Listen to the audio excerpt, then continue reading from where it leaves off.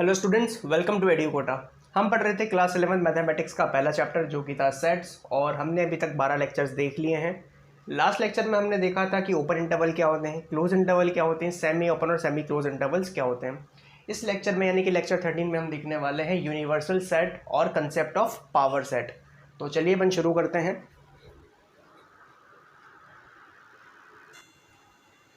तो देखिए, universal set क्या होता है? ऐसा सेट जिसमें वो सारे सेट हों जिनकी आप बात कर रहे हो। एग्जाम्पल, डेफिनेशन पढ़ने से पहले जो मैंने बात बोली इसको समझाता हूँ। सपोज करो कि आप कोई क्वेश्चन है जिसमें 3 तरह के सेट से आप डील करो, 1 2 3 3 2 4 और ऐसा कुछ 4 5 6। तो कोई भी ऐसा एक बड़ा सेट जिसके वो तीनों के तीनों सबसेट हों, समझ रहे हो? कोई भी ऐसा सेट जिसके वो तीनों के तीनों सबसेट हों, वही आपके लिए यूनिवर्सल सेट का काम करेगा।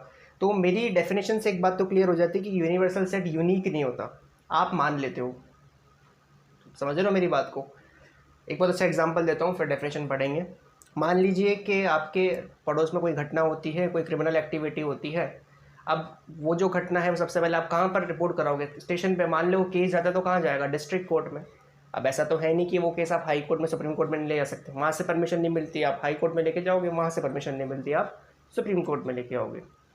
बात यह है कि डिस्ट्रिक्ट कोर्ट एक सबसेट है हाई कोर्ट का, और हाई कोर्ट एक सबसेट है सुप्रीम कोर्ट का। मेरा पॉइंट समझना है यहाँ पर। तो जब आपको फैसला करवाना है तो या तो आप पहले किसी गली मोहल्ले के बड़े आदमी के पास जाओगे, भाई जिसकी सब रिस्पेक्ट करते हो, आपने कहा कि आप सॉर्ट करा दो, आपसे सॉर्ट नहीं होता तो आप उससे बड़े के पास जाओगे। फिर मैटर पुलिस स्टेशन में जाता है, पुलिस वाले भी ये कोशिश करते हैं कि घर का मामला है, आसपास का मामला है, तो उसको वहीं निपटाए, FIR तक बात ही ना पहुँचे, समझाइश से काम हो जाए। तो मेरा एक सवाल है आपसे कि आप जितने भी सेट थे, आपने क्या करा? थोड़े थोड़े समय के लिए आपने अपने से बड़े किसी ऐसे यूनिवर्सल सेट को मान लिया जिसके आप तीनों सबसेट हैं, जिसकी बात आप तीनों सुने। उससे काम नहीं बना तो उससे बड़ा मान लिया, उससे काम नहीं बना तो आप अगले लेवल पे गए। उसी तरीके से काम करता है यूनिवर्सल सेट, यूनिक नहीं होता। A set that contains all sets in a given context is called the universal set. मान लीजिए आप 3 तरह के सेट से डील कर रहे हैं, A B और C, 1 2 3 2 4 5 6 1 3 5 7। तो कोई भी ऐसा बड़ा सेट जो इन तीनों का सुपर सेट हो, जैसे 1 2 3 4 5 6 7। अब आप देखो A B और C तीनों इसी के सबसेट हैं। तो तुमने बोला कि अगर मैं 8 9 तक ले लूँ, मैंने कहा ले लो, कोई दिक्कत वाली बात नहीं है। तुम पूरा नेचुरल नंबर को ही मान लो, इसका यूनिवर्सल सेट मान सकते हो। तुमने कहा मैं तो रैशनल मानूंगा, रैशनल मान लो। तुमने बोला कि सारे इंटीजर है, मैं तो रियल नंबर को ही सबसेट मान ले, सुपर सेट मान लेता हूँ। तो तुम रियल नंबर को यूनिवर्सल सेट मान लो, कोई समस्या वाली बात नहीं है। मेरा मतलब समझ रहे हो? तो ये यूनिक नहीं होता। कोई भी ऐसा एक बड़ा सेट जिन सेट्स की तुम बात कर रहे हो, उनके लिए अगर वो सुपर सेट की भूमिका निभा सकता है तो आप उसको अपना यूनिवर्सल सेट ले सकते हो। इसलिए लिखा है कैन बी टेकन, मतलब यूनिक नहीं होता। तुम अपने आप डिसाइड कर लो कि कॉन्टेक्स्ट के हिसाब से क्या सही है। That is it is a super set of each of the given set जिनकी आप बात कर रहे हो। मतलब तो मेरा एग्जाम्पल रेलिवेंट लग रहा है थोड़ा सा? 3 बच्चों में लड़ाई होती है तो आप किसके पास जाते हो? ऐसे आदमी के पास जिसकी तीनों सुनेंगे। समझा? वो कोई भी हो सकता है, पापा भी हो सकते हैं, बड़े पापा भी हो सकते हैं, ग्रैंडफादर भी हो सकते हैं, कोई भी हो सकता है। It is denoted by capital U। तो किससे डिनोट करते हैं हम? कैपिटल U से। ये सिंबल है इसका, जैसे वहाँ पर लिखा हुआ है कैपिटल U। अब इसके एग्जाम्पल देखते हैं, ये इंपॉर्टेंट है। मान लो आपने कहा है कि आप बात कर रहे हो सेट ऑफ इंटीजर्स के बारे में, है ना? जैसे ये नेचुरल नंबर है सारे, तो आपने कहा अगर हम इंटीजर्स के बारे में बात कर रहे हैं तो इंटीजर किसका सबसेट होता है? इंटीजर होते हैं बच्चों रियल नंबर के सबसेट। रियल नंबर के 2 सबसेट होते हैं, रैशनल इरैशनल। तो फिर रैशनल का एक सबसेट होता है इंटीजर। तो आप इंटीजर के लिए सुपर सेट रैशनल नंबर को भी मान सकते हो। और रैशनल नंबर से ऊपर कौन है? Real number. दुनिया के सारे नंबर रियल होते हैं। तो आपने कहा कि भाई हम तो रियल नंबर को मानेंगे, तो आपकी इच्छा है कि आप रैशनल को लो, रियल को लो। आपके लिए वो सेट ऐसा होना चाहिए जिसका कि इंटीजर सबसेट हो। तो ऐसा कोई भी सेट आपके लिए क्या हो सकता है? Universal set. अब बात करते हैं हम हमारे केस नंबर 2 की। When we study 2 dimensional coordinate geometry, तो आप देखेंगे कि 2D ज्योमेट्री के लिए the set of all points in XY plane is called universal set. यानी कि 2D ज्योमेट्री में आप 10 15 20 पॉइंट्स की बात कर रहे हो, मैं तो कह रहा हूँ कि पूरे कार्टेशियन प्लेन को मैं क्या मान लेता हूँ? अपना यूनिवर्सल सेट। क्या मतलब निकला? इस बात का ये मतलब निकलता है कि भाई आपने 10 या 15 पॉइंट लिए थे, अब हो सकता है ना कि आपके सारे के सारे पॉइंट XY प्लेन में हो, पॉजिटिव XY प्लेन में, तो आप उसको भी अपना क्या मान सकते थे? Universal set. मैं मतलब समझाता हूँ। तुम्हारे जो भी 10-15 पॉइंट जिनकी तुम बात कर रहे हो वो इसी में लाइक करते हैं। तो आपने कहा जो पूरा का पूरा है ना XY प्लेन पॉजिटिव वाला, मैं इसी को अपना मान लूँ। किसी ने बोला नहीं फर्स्ट क्वाड्रेंट को नहीं, मैं फर्स्ट और सेकंड क्वाड्रेंट को अपना यूनिवर्सल सेट मानता हूँ। किसी ने बोला मैं पूरे कोऑर्डिनेट एक्सिस को अपना यूनिवर्सल सेट मान लेता हूँ। तो कोई दिक्कत वाली बात नहीं है। तीसरा एग्जाम्पल मैं समझा ही चुका हूँ। ये प्रैक्टिकल एग्जांपल है कि अगर किसी न्यूमेरिकल में आपने 3 तरह के सेट्स के साथ, मतलब 3 तरह के सेट्स के साथ अगर आप डील कर रहे हैं, तो आप ये देखेंगे कि तीनों सेट के लिए कौन सुपर सेट की भूमिका निभाता है और ज़्यादा बड़ा भी ना हो। हम क्यों बार बार बल्कि सा सेट लेंगे, समझ में आ रहा है। अब यूनिवर्सल सेट यूज़ कहाँ पर होता है, वेन डायग्राम्स में। सीधा आंसर, अगला जो लेक्चर है वो वेन डायग्राम पर ही होगा। तो हम जो वेन डायग्राम्स देखेंगे तो वहाँ पर एक रेक्टेंगल जो बनता है ना, ऐसा सेट जो सबको अपने अंदर समाहित करके रखे, उसी को हम बोलते हैं यूनिवर्सल सेट, और वहीं पर ही उसकी नीड सबसे ज़्यादा होती है। तो बस समझाने लायक कुछ नहीं है, बहुत छोटा सा टॉपिक है, बेसिक सा टॉपिक है, काम आएगा अपने वेन डायग्राम्स में, तो उसको नोट कर लेंगे विद एग्जाम्पल्स, ठीक है। ये इंपॉर्टेंट है क्योंकि जल्दी से छाप लो। तो मेरे हिसाब से पॉज कर लिया होगा, अभी तक छाप लिया होगा, तो आगे बढ़ते हैं। तो ये है पावर सेट। अब देखो पावर सेट की डेफिनेशन बहुत ज़्यादा सिंपल है, ये बहुत इजी कॉन्सेप्ट है। पावर सेट कहता है the collection of all subsets of a set A is called the power set of A. यानी कि अगर कोई सेट ए है जिसमें 4 एलिमेंट है, तो 2 की पावर 4 इतने उसके सबसेट बनेंगे, ठीक है। तो 2 की पावर 4 आपने सबसेट बनाए, उन सारे सबसेट्स को भी अगर एक सेट में आप एलिमेंट की तरह लिस्ट कर दोगे तो वही आपका कहलाएगा पावर सेट।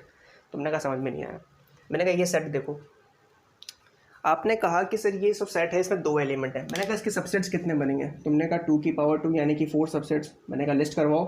तुमने कहा empty set is a subset of every set is a subset of itself, और उसके बाद 2 इसके सिंगल वाले सबसेट बनेंगे। तो मैंने कहा कि 4 सबसेट बन सकते हैं, मैंने कहा इन्हीं चारों सबसेट को कर्ली ब्रेसेस लगा के लिख दो, यही कहलाएगा power set of A. Precisely बिल्कुल यही लिखा हुआ है हमने। तो डेफिनेशन बड़ी क्लियर है, वो कहती है कि किसी भी सेट के आप सबसेट बनाओ, उनको लिस्ट करो और उनको कर्ली ब्रेसेस में रोस्टर मेथड में रिप्रेजेंट कर दो, तो यही हमारा पावर सेट बन जाता है। अब आपने इसमें एक चीज़ देखी कि पावर सेट में जो चारों के चारों एलिमेंट हैं, या कितने भी एलिमेंट होंगे वो भी सेट होंगे। यानी कि ये फिक्स्ड है कि पावर सेट किनका सेट होता है, सबसेट का, किसी सेट के सबसेट का। यानी कि इसका हर एलिमेंट अपने आप में एक सेट होगा। आपने जो सबसेट लिस्ट कर रहे थे, ये सब चारों सेट है ना, इनको आपने किस में लिख रखा है, एलिमेंट के रूप में। तो हर एलिमेंट आपका क्या हुआ, सेट। इसलिए ये लाइन लिखी हुई है कि in power set of A every element is a set. अब जब ये दोनों बातें समझ में आ जाएगी तब ये ब्लू पोर्शन समझ में आएगा। सबसे पहले it is denoted by P of A. तो पावर सेट ऑफ ए क्या होगा, the set of all S. ध्यान देना, एस कैपिटल लिखा है मैंने पहली बार। इसका क्या मतलब है कि जो हर आपका एलिमेंट है, भाई जनरल एलिमेंट को रिविजन करते हैं अपन एस से, the set of all x such that x is so and so. तो एक्स क्या होता है, हर जनरल एलिमेंट के लिए एक डेफिनेशन। तो हमने क्या करा है इस बार, कैपिटल एस यूज़ करा है, क्योंकि हमारा हर एलिमेंट क्या होने वाला है, सेट। तो power set of A is the set of all S such that S is a subset of A. यानी कि किसी भी सेट का पावर सेट क्या होगा, उस सेट के जितने भी सबसेट बन सकते हैं उनको लिस्ट कर लो, उनको सेट के रूप में जमा दो। क्लियर हो गया। अब आपको पता है कि किसी भी सेट में अगर m एलिमेंट्स होते हैं तो उसके कितने सबसेट बन सकते हैं, 2 की पावर m। लेकिन भैया ये जो 2 की पावर m है, यही तो आप एलिमेंट के रूप में लिखोगे, तो पावर सेट में कितने एलिमेंट होंगे, 2 की पावर m। यानी कि अगर किसी सेट में m एलिमेंट है तो उसके पावर सेट में कितने एलिमेंट होंगे, 2 की पावर m। क्लियर हो गया। इजी कॉन्सेप्ट है, यूनिवर्सल सेट से भी इजी कॉन्सेप्ट है ये, ठीक है। अब सबसे इंपॉर्टेंट जो पॉइंट है, इसका स्टार लगा लो, इस पर क्वेश्चन आता है, और क्या आता है वो मैंने लिख रखा है नीचे। Power set of a given set is always non empty. ये कैसे कह सकते हैं हम, कि किसी भी सेट का जो पावर सेट होगा वो हमेशा नॉन एम्प्टी होगा। यानी कि आप सेट भी नहीं देख रहे हो, आप बिना देखे बोल रहे हो कि किसी भी सेट का पावर सेट नॉन एम्प्टी है। यहाँ तक कि एम्प्टी सेट का भी। मैंने बोला कि दुनिया का सबसे छोटा सेट कौन सा है, तुमने बोला जो ऐसा कोई सेट जिसमें एलिमेंट ही ना हो, एम्प्टी सेट। या तुम देखो एम्प्टी सेट के पावर सेट में भी एक एलिमेंट है, वो भी एम्प्टी नहीं है। तुमने बोला कि पहले तो बना के दिखाओ, उसके बाद हम देखेंगे कि क्यों है क्यों नहीं है। तो मैंने कहा ठीक है। मैंने तो सिर्फ एग्जाम्पल के रूप में लिखा था, लेकिन कोइंसिडेंटली आपकी एक्सरसाइज 1.3 में एनसीईआरटी में ये क्वेश्चन के रूप में दिया हुआ है। तो मैं सॉल्यूशन बताता हूँ कि ये कैसे आया। अब देखना, अगर दुनिया के सबसे छोटे सेट का पावर सेट भी एम्प्टी नहीं है, आयरनी वाली बात है कि एम्प्टी सेट का पावर सेट भी एम्प्टी नहीं है, तो फिर तो ये कभी भी एम्प्टी हो ही नहीं सकता। इसलिए ये लाइन लिखी हुई है। चलिए सॉल्व करते हैं। Given a is equals to 5, so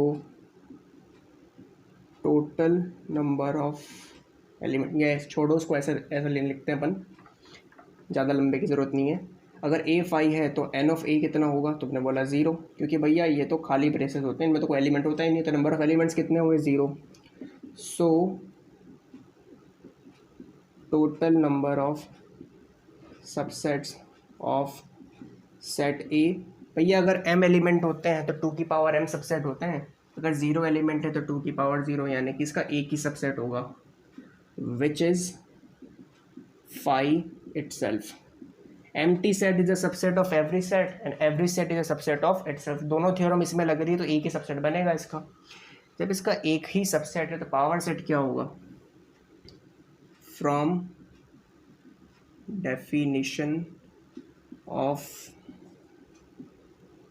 power set comma power set of A is equals to, क्या कहती है पावर सेट की डेफिनेशन? कि किसी भी सेट के जो सबसेट है ना, जितने भी हो उन्हीं को हम रोस्टर फॉर्म में लिख देंगे। तो आप देख सकते हो इसके पावर सेट में भी एक एलिमेंट है जो कि खुद एक सेट है। अच्छा, बहुत से बच्चे इसको ऐसे भी लिखना पसंद करते हैं, तुम्हारी इच्छा है जैसे भी लिखो, ठीक है।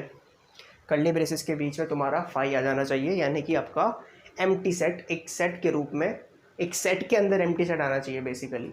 तो आप देख सकते हैं अगर एम्प्टी सेट का पावर सेट भी खाली नहीं है तो ये कभी भी एम्प्टी नहीं होगा, ठीक है। तो कुल मिला के बात ये कि जब मैंने सबसेट पढ़ाया था मैं तब भी पढ़ा सकता था, लेकिन इसकी ये कुछ प्रॉपर्टीज़ होती हैं जो समझाना ज़रूरी है। और ये क्वेश्चन क्या उस टाइम पे फिर मैंने तुम्हें बता ही दिया था। तुम्हें याद है मैंने एक चीज़ सिखाई थी कि अगर ए किसी सेट में लाई करता है तो उस ए को जब ब्रैकेट में लिखोगे तब जाके वो उसका सबसेट होगा। आप समझ सकते हो मैंने क्यों लिखी थी वो लाइन। एग्जाम्पल बताता हूँ, यहाँ देखो, मान लो ए बिलोंग करता है ए में, कर ही रहा है, तो जो ये है ना एलिमेंट, ये सबसेट होगा ए का, तुम देख लो ना, ये का एक सबसेट है, और वहीं पर ये फिर सबसेट होगा पावर सेट ऑफ ए का, ठीक है। मैं इसको लिखवा ही देता हूँ फॉर्मली, एक मिनट रुक जाओ, क्योंकि क्या है कि इसको थ्योरी बना के लिखा दूंगा तो तुम याद रखोगे। तरीके से लिख देता हूँ स्टार बना के, if A belongs to A then curly braces of A is a subset of A and curly braces of A is a subset of power set of A। ये तो मैं ना प्रॉपर्टी की तरह लिख लो, ये काम आएगा। ये बेसिकली क्वेश्चन में काम आता है, थ्योरी नहीं है, ठीक है। ये आप जब बहुत सारे क्वेश्चन सॉल्व कर लोगे इसके ऊपर तो आपको एक्सपीरियंस से समझ में आएगा कि हाँ ये एनालॉजी इनमें होती है। कोई अगर एलिमेंट किसी सेट का पार्ट है, समझ रहे हो, तो वो सिंगल जब भी उसके सबसेट बनाओगे उसमें वो एलिमेंट अवश्य आएगा, तो उसका एक सबसेट हुआ। अब अगर ये उसका एक सबसेट है तो उसके पावर सेट में भी तो लाई करेगा ना, समझ में आ रहे हो। और अगर इसके पावर सेट में लाई करेगा दैट इज़ ये जो है ये बिलोंग करेगा पावर सेट ऑफ ए में। का तो कंफ्यूज मत होना, अगर ए में बिलोंग करता है तो उसका सेट ए का सबसेट होगा। अगर वो ए का सबसेट है तो सीधी सी बात है पावर सेट में लाई कर रहा होगा। ये क्या है, ए का सबसेट है तो किस में लाई कर रहा है, बिलोंग किस में कर रहा है, पावर सेट ऑफ ए में। यानी कि अगर इसका डबल ब्रैकेट लगाऊं, अभी देखो इसके 4 एलिमेंट है, तो पावर सेट का भी अगर मैं सबसेट्स निकालूं तो 2 की पावर 4 16 सबसेट बनेंगे, उनमें से एक सबसेट ये भी होगा इसका। मेरी बात समझ में आई? ये जो लिख रखा है ना तीसरी लाइन में, ये भी इसका एक सबसेट बनेगा, पावर सेट ऑफ ए। अभी कराऊंगा मैं क्वेश्चन, एनसीईआरटी में तो इतने अच्छे क्वेश्चन होते नहीं है, आरडी में है 2 क्वेश्चंस तो मैं वो करवाऊंगा। इसको नोट कर लो और ये प्रॉपर्टी लिख लेना, ये बहुत इंपॉर्टेंट है। 2 स्टार लगा लो, एक जे स्टार था, ये 2 स्टार है, ठीक है। तो 3 2 और 1 छाप लिया होगा। अब अपन देखते हैं एनसीईआरटी एक्सरसाइज 1.3 के 2 और क्वेश्चंस। ये आपके एक्सरसाइज 1.3 के क्वेश्चन नंबर 8 और 9 है। और अगर आप थोड़ा सा बैकग्राउंड में जाके देखेंगे तो पिछले लेक्चर्स को मिला के और इस लेक्चर तक ये 2 ही क्वेश्चन बचे हैं, आपकी एक्सरसाइज 1.3 खत्म हो जाएगी इसके बाद। बहुत सिंपल क्वेश्चंस हैं। क्वेश्चन 8 ये कहता है कि भाई आप इन दोनों सेट के लिए क्या यूनिवर्सल सेट प्रपोज करना चाहेंगे। मैंने कहा यूनिवर्सल सेट यूनिक नहीं होता, तुम कुछ भी कर सकते हो। Set of right triangles, set of isosceles triangles. तुमने कहा कि दोनों के लिए एक काम करो ना, set of all possible triangles, उसमें राइट ट्राइंगल भी आ गया, आइसोसेलेस भी आ गए, इक्विलेटरल भी आ गए, स्केलिन भी आ गए, जैसे तुम्हें चाहिए वैसे सारे आ गए। तो दोनों के लिए क्या लिख सकता हूँ,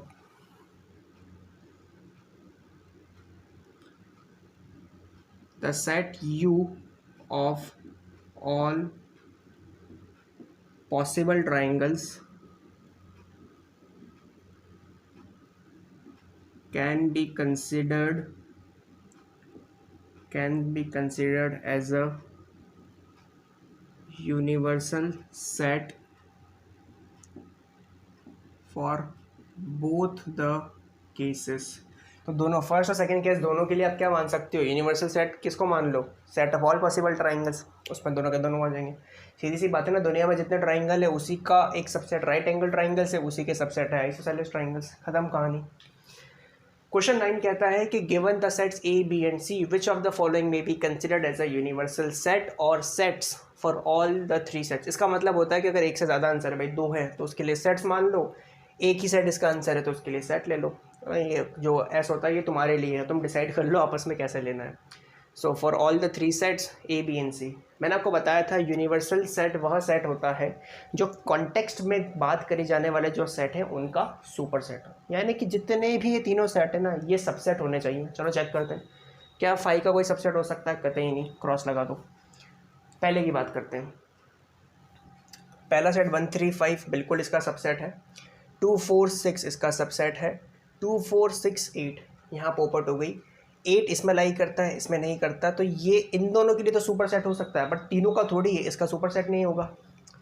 फिर हम चेक करते हैं सी थर्ड को, तो देखेंगे 1 3 5 तो आपका जो ए है इसका सबसेट है, 2 4 6 सबसेट है, 0 2 4 0 2 4 6 8 बिल्कुल। तो ये जो तीसरा वाला है ये इन तीनों के लिए सबसेट का यूनिवर्सल सेट का काम करेगा क्योंकि इन तीनों का सुपर सेट है। चौथे की बात करें तो चौथा भी हो सकता है 1 3 5 नहीं हो सकता, क्यों, क्योंकि 0 नहीं है। देखना इन दोनों के लिए अगेन ये सुपर सेट हो सकता है, अगर यहाँ भी 0 नहीं होता तो सी के लिए भी ये सुपर सेट हो सकता था। तो आप क्या लिखोगे, सॉल्यूशन 9 पहला 8 does not belongs to 0, 1, 2, 3, 4, 5, 6, so it can't be universal set, it can't be universal set for any, for it can't be universal set, ख़त्म करो, इतना लिखने की ज़रूरत नहीं है। ठीक है, ये पहला वाला पार्ट हो गया। दूसरे पार्ट का एक्सप्लेनेशन क्या लिखोगे, 5 can not B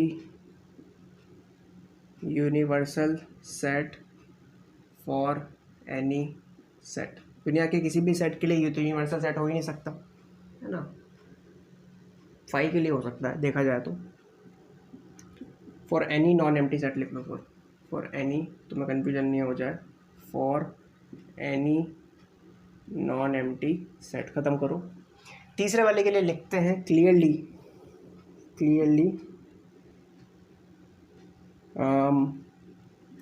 A comma B and C are subsets of जो भी आपको गिवन है 0 1 2 9 10 so this can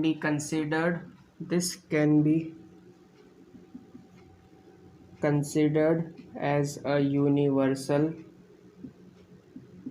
set for A comma B and C. तो आपने बोला कि क्योंकि तीनों के तीनों इसके सबसेट हैं, यानी कि ये तीनों के लिए सुपर सेट है, तो आप इसको यूनिवर्सल सेट कंसीडर कर सकते हैं। चौथे वाले में अगेन पहले वाले जैसा रीज़न दूंगा मैं,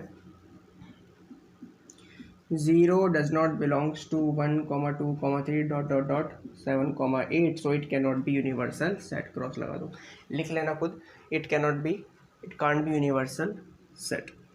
तो यूनिवर्सल सेट के लिए क्या होना ज़रूरी है बच्चों, कि आपके जिन कॉन्टेक्स्ट में जिन सेट्स की आप बात करो, हमारे कॉन्टेक्स्ट में ये 3 सेट थे, CONTEXT कॉन्टेक्स्ट।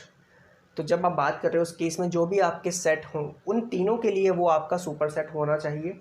कोई भी एक एलिमेंट, जैसे आपने देखा ना इसको हमने क्यों रिजेक्ट कर दिया, क्योंकि 8 उसमें लाई करता है 8 में नहीं करता, तो सीधी सी बात है सी इसका सबसेट नहीं है, सी इसका भी सबसेट नहीं क्योंकि 0 लाई नहीं करता। ठीक है, तो आपको समझ में आ गया होगा यूनिवर्सल सेट क्या है, पावर सेट क्या है। मैं 2 क्वेश्चन अभी और कराऊंगा पावर सेट के ऊपर, वो आपके NCERT में नहीं है लेकिन अच्छे क्वेश्चन है, तो इनको छाप लो, फिर उन क्वेश्चंस की बात करते हैं। तो छप गया होगा, तो चलिए वो दोनों क्वेश्चंस देखते हैं। तो ये हैं 2 क्वेश्चंस और मैंने RD शर्मा से उठाए हैं, क्योंकि पावर सेट एक अच्छा कंसेप्ट है, इस पर इनफ क्वेश्चंस होने चाहिए बट आपके NCERT में नहीं मिलते हैं। ठीक है, तो जहाँ जहाँ मुझे ऐसे नीड पड़ेगी मैं क्वेश्चंस करवा दूँगा आपको। देखो पहला क्वेश्चन देखो, बड़ा अच्छा क्वेश्चन है। ये कहता है कि अगर ए ये है तो पावर सेट ऑफ ए निकालो। अब उसने ऐसा क्यों दिया, ऐसे इजी क्वेश्चन है। मैंने जो आपको एग्जांपल दिया था ना थ्योरी में, उसमें ए कॉमा बी था, इसमें ये बी भी एक सेट है, तो कोई दिक्कत नहीं, हमें तो क्या करना है, सबसेट लिस्ट करने और उसको ब्रैकेट में क्लोज कर देना, ये ध्यान रखा करो। हेयर, एच कैपिटल आना चाहिए, here comma n of A कितना है, तुमने बोला 2, so total number of subsets of A कितना होगा, तुमने बोला कि 2 की पावर 2 यानी कि 4। तो इसके कितने सबसेट बन सकते हैं, 4। दे आर, लिस्ट करो उनको। तुमने बोला भैया empty set is a subset of every set is a subset of itself, तो ये तो लिख ही लेंगे। फिर एक बार सिंगल में ये आएगा और एक बार सिंगल में ये आएगा। तुम समझ रहे हो ये क्या क्या है, ये जो है इसका सबसेट है, ये एलिमेंट की तरह काम कर रहा है, तो एलिमेंट तो ये भी है। तो सिंगल सिंगल जब सेट बनाऊंगा तो एलिमेंट को मैंने ब्रेसेस में लिखा हुआ है। सबसेट लिस्ट कर लिए, पावर सेट, तो so power set of A क्या होगा, बस जो भी तुमने लिस्ट करा है इसको बड़े ब्रैकेट में डाल दो।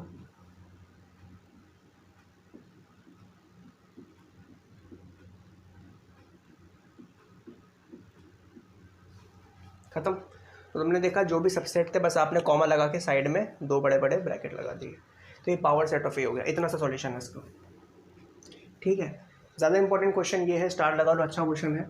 कभी अगर मैं टेस्ट देता, कि ऑनलाइन में तो क्या ही होगा, बट अगर देता तो फिर मैं ये क्वेश्चन ज़रूर देता, अच्छा क्वेश्चन है। वो कह रहा है show that number of elements in power set of power set of power set of 5 is equals to 4। तो चलिए अंदर कोर पे से इस सवाल को सॉल्व करना शुरू करते हैं।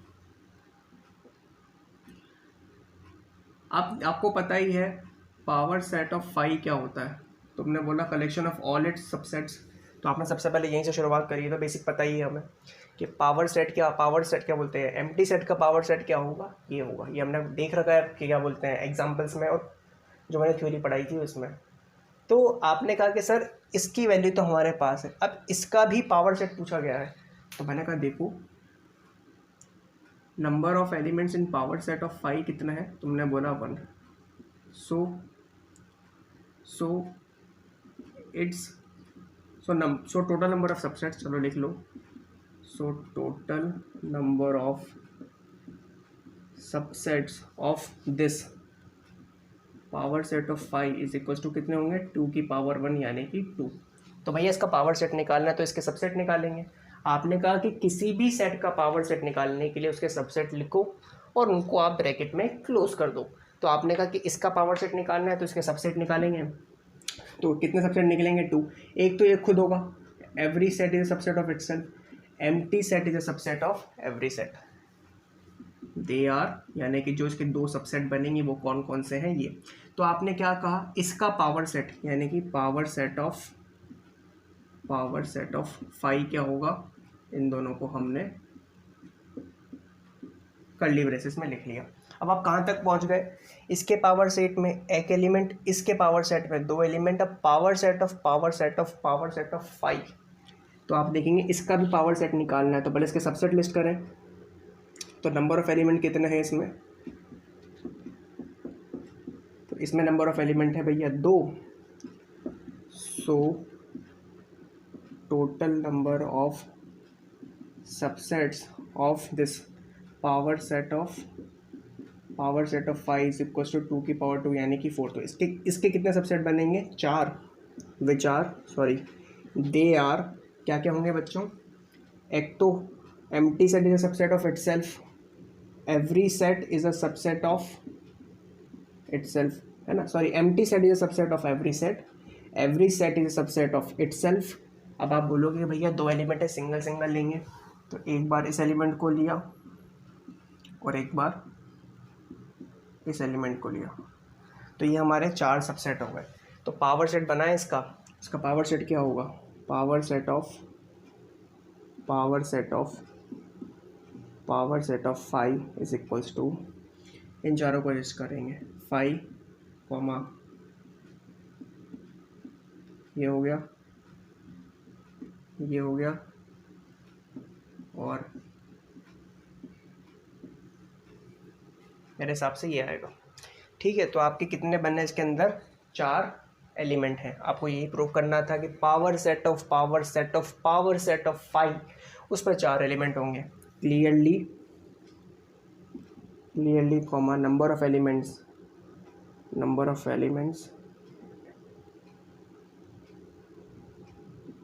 इन power set of 5 is equals to 4। तुम देख रहे हो 4 ब्रैकेट क्लोज हो रहे हैं एक साथ। तो ये बड़ा कंफ्यूजिंग क्वेश्चन लग सकता है आपको, पर अगर कंसेप्ट से चिपके रहोगे ना तो कंफ्यूजिंग नहीं लगेगा। जब भी मैं टेस्ट में देता हूँ तो कई बार बच्चे क्या करते हैं, ये स्टेप्स स्किप करने की, चलो मैं तो नंबर नहीं काटता हूँ, मैं तो खुद सिखाता हूँ कि करा करूँ ताकि आप क्वेश्चन ज़्यादा से ज़्यादा लगा पाओ। एमसीक्यू में आपको स्टेप स्किप करनी पड़ती है, बट क्या होता है इनको स्किप करने के चक्कर में भूल जाते हैं, खुद ही कंफ्यूज हो जाते हैं। मैं कहता हूँ कि स्टेप्स को वो स्किप करो जो दिमाग में कर सको। अभी दिमाग में करने जाओगे तो दिक्कत आएगी। क्या क्या गया तुम्हारा, 2 लाइन एक्स्ट्रा तो लिखनी पड़ी। तो ये मान लो ना कि भाई अगर इसमें एक एलिमेंट है तो उसके कितने सबसेट बनेंगे, 2, तो मन में शांति रहे कि अच्छा 2 अलग से लिख लो फिर ब्रैकेट में। बच्चे यहाँ भी गलती करते हैं, दे आर उसको लिखने की बजाय सीधा पावर सेट में क्लोज कर देते हैं। तो तुम कभी इतने ब्रैकेट लगाओगे ना तो कन्फ्यूज होगे, तो फिर भी 5 है। कभी ऐसा होगा ना प्रत्यक्ष रूप से जो आते हैं जिनको एलिमेंट होते हैं ABC, बहुत दिक्कत आती है बच्चों। अभी यहाँ पर देखो 3 ब्रैकेट क्लोज हो रहे हैं एक साथ, तो ये दिक्कत आएगी। समझ रहे हो? कोशिश करा करो इसको लास्ट में ना लो, इसको पहले ले लो, आगे पीछे कर दो, ताकि जब ब्रैकेट क्लोज हो तो मैं अजीब सा ना लगे। मैंने भी यही गलती करी ना, अभी मैंने इसको लास्ट में रखा तो एक साथ 1 2 3, तो आंखों को भी ऐसा अजीब सा लगता है कि भाई क्या कर रहे हैं हम, इसको आगे पीछे रिवर्स कर दो। तो ये ध्यान रखना थोड़ा सा कि ये लाइंस लिखा करो। जैसे भी मैंने यहाँ लिखा कि हाँ भैया इसमें 2 एलिमेंट है तो 4 सबसेट बनेंगे, ये होंगे, उनको लिस्ट कर दो। एक लाइन लिखने में क्या जा रहा है। तो मेरे हिसाब से काफ़ी अच्छे क्वेश्चन थे, छाप लो इनको।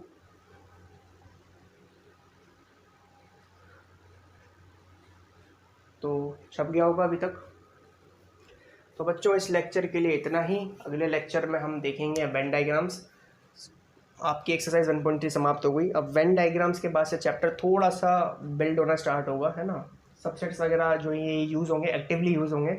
तो मैं चाहता हूँ कि अभी तक जितने भी अपन ने, कितना 13 लेक्चर है ना, ये 13 है, तो 13 लेक्चर तक जितना मैंने पढ़ा उसको एक बार रिवाइज कर लेना, गो थ्रू इट। और इन कंसेप्ट्स के ऊपर अब आप जो कॉम्पिटिटिव एग्जाम्स हैं उनके लिए तैयारी शुरू कर सकते हैं।